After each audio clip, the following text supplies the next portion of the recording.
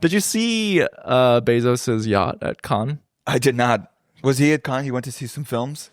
Yeah, I think he went to go see some films, but I read that... What do you think you thought of Kristen Stewart's new movie about the chronology of water? Is that what it is? That's the name of the movie. The chronology of water? Doesn't that sound like a fake? If I told you what an independent movie directed by Kristen Stewart was called, you'd probably be like, I think the chronology of water. All the things that are light that we cannot bear to be seen to be little small things. Yeah, it's very sapphic. Yeah, I think it is based on a book. I also think the book is based upon like trauma, so I apologize. You can't criticize it. I can't criticize it. I posted this. She came out and said that she wishes the reviews were harsher. She's like, people were too nice. Ooh. And it's like, yeah, you made a movie about... She's breadcrumbing you, Dan. She made a movie about like trauma. So like she doesn't understand that the moment, any reviewer writes one negative thing, it's like, oh, so you hate women and you don't like trauma? You fucking fascist. Yeah. And so she knows, but the thing is she knows that she actually didn't make a great movie. And she wants to be punished, but she's expressing her disappointment in the passivity of the critics and the film media that is just like servile. Our friend Sammy Bernowski sent me this interview with her talking about her movie, and she literally said like women are secrets. Like she was just saying things. She was just the cliche. She was pulling an Ocean Vuong. Yes. And I was like, what do you don't have to do this. Anyway, I'm sure it's a great movie. Kristen Stewart, come on the pod. We'd love to have you. There's a lot of actors who are directing films at Cannes. Harris Dickinson of Baby Girl fame. He has a film. I think Dakota Johnson's also directing a movie soon. Yeah. What do you think? Why do they let them? Some inexplicable force. Maybe they're just more talented than us, Dan. I think that might be it. Or maybe producers are so terrified of making any actual artistic decision that they're just like, all right, famous person, I guess we give them money. But anyways, I want to touch on Jeff Bezos' yacht. Oh yeah. So he has a massive yacht, and I think he's part of the reason why he's there is his partner Lauren Sanchez. His partner Lauren Sanchez is like accepting an award from from Eva Longoria's environmental nonprofit. Yeah, it's like there's something there. It's a fun irony. Yeah. Yo, cruise through, bro. Pulling up to the environmental nonprofit award ceremony on my mega yacht. What does Lauren Sanchez do? What doesn't she do? She's a philanthropist. She's astronaut. she is a helicopter pilot. Oh, that's cool. Look, I don't want to do... I don't want to hate on... I don't want to be... I don't want to do two men making fun of women, but everyone knows the Lauren Sanchez. I'm not going to hate on the two of them anymore. They're fellow Southwest comrades. They're both from Albuquerque. Which is... Jeff Bezos? Yeah. Albuquerque, New Mexico. That explains a lot. Which is very close to my hometown of El Paso, Texas. So, Meth capital. It's not a great place. Breaking Bad. That's all I know about Albuquerque. I guess I know that they film a lot of stuff there. Yeah, I mean, it is gorgeous. I feel like Lauren Sanchez looks like if you drew Eva Longoria from memory. Is that a mean thing to say? Definitely a mean thing to say. I think it's partially mean, but it isn't wrong. Okay. Yeah. They are... Yeah. Yeah, I see it. We're not beating the broadcast charges. No, stop. I think if you're a billionaire, I can make fun of your plastic surgery. I think that's the rule. Like, we don't make fun of women's bodies, but if you're a billionaire, then it's okay. I can make fun. Jeff Bezos, he looks like Mr. Clean, and that's fine. Yeah. But speaking of Cannes, I'm very excited for Joachim Trier's Sentimental Value. I don't know about this. He's collaborating with Renata Reinsve. Okay. And I don't know who these people are. With The Worst Person in the World. Oh, right. Yeah. I love quiet Scandi films. I saw his movie like Oslo, August 19th. Saddest movie ever. Don't watch that movie. If you would like to leave a movie not wanting to live anymore. Yeah. If you're really, really happy and you're like, I shouldn't be this happy, I need to put myself in my place, watch that movie. But the conditions that I see films like that is when I'm at my most depressive states. Because I'm not firing up Criterion Collection if I'm in a good mood. Yeah, like it's when I'm like dirty clothes thrown about in my apartment, and I'm like the lights are low, and I'm just like fuck, like let's just fucking watch something. And that's when I stumble upon these like these harrowing films. No. Yeah. You guys see that movie in the summer? I think you guys see it at I think also in theaters. Those are not movies to watch alone. You need to be around other people.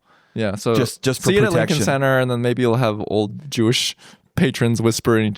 You might overhear, "Oh, this movie is so sad. It's so sad. This movie is so sad." Dan. Well, yeah, everyone's recreating that iconic Harrison Ford photo from Cannes. Have you noticed this? Everyone, as in the one photo of Pedro Pascal. No, but also Paul Mescal. Oh well, Pascal Mescal. They don't have the sauce. Something about it. Because they're psyops. Something. It's just. It's like, you know, when last year Jason Tatum, he's the star of the Boston Celtics. He won. That's a good clarification.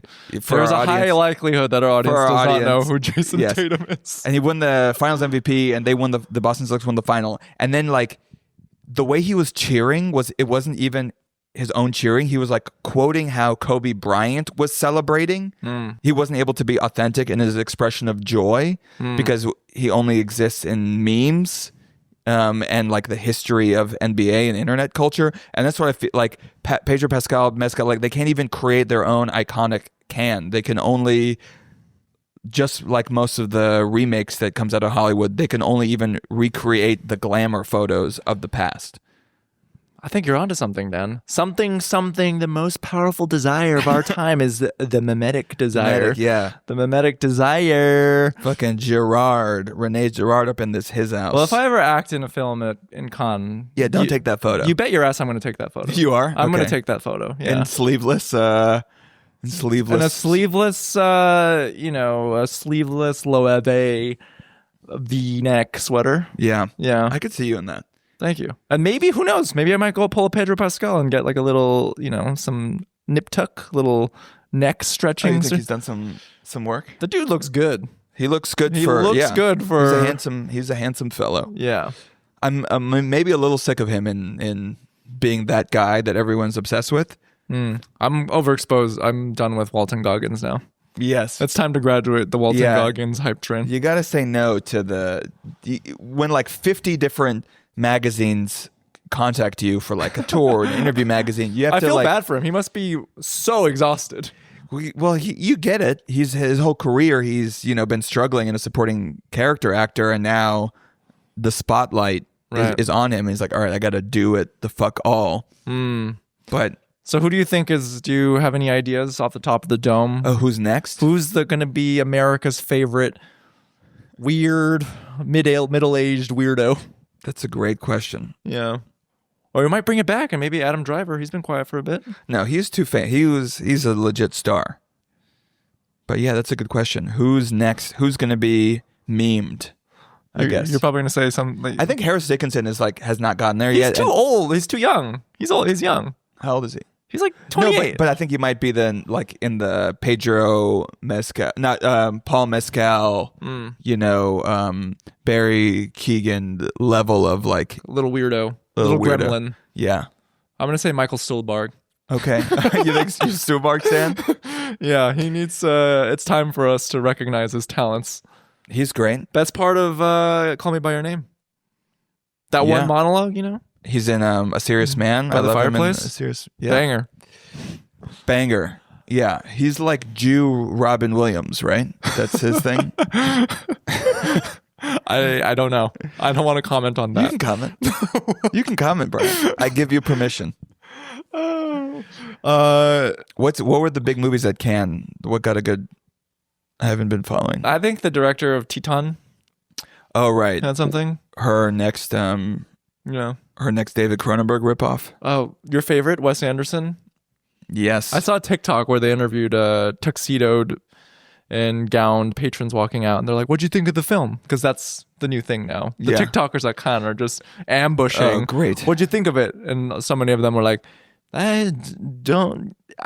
it wasn't for me. That's what they said. How long was the standing up? It wasn't for me. It was only 22 minutes. The standing ovation. Yeah. What can you can't watch a Wes Anderson movie without connecting it to anything but Wes Anderson. Like it's a contained universe. It only refers to itself. It's true. We'll see the movie. We'll talk about it. Also, there's fewer headlines about the length of standing outs this year. Yes. You think they've... Recession indicator. Recession indicator. Yeah. People are hungrier. A standing out is not worth as much. You know, there's been... the tariffs have cut down on... Shit's fucked. Gone are the days of 23-minute standing ovation. Now we can only afford 18 minutes. I know. Shit's fucked. Michael Cera's in this new Wes Anderson movie.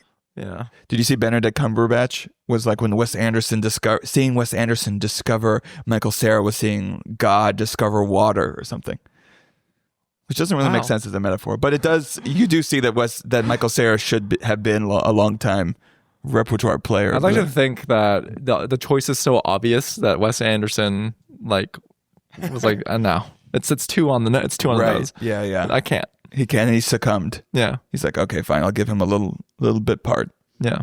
It was someone who says things with a flat affect, and that's their whole thing. I can't. I don't know how I could use this person. Okay, that was Middlebrow.